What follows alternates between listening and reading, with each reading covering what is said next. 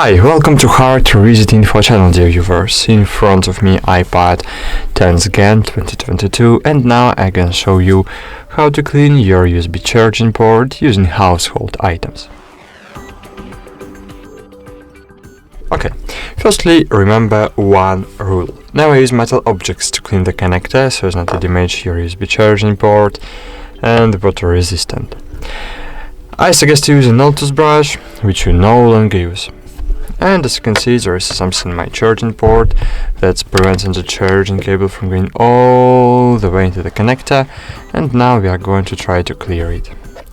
So firstly, take the brush in your hand and other plastic or wood tool and insert the one part of the brush or plastic tool into the connector and just try to pry it out.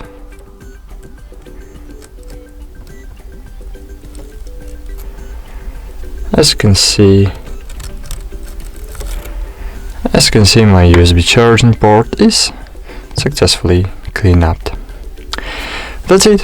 Thanks for watching. Like this video, subscribe to our channel, and bye. See you.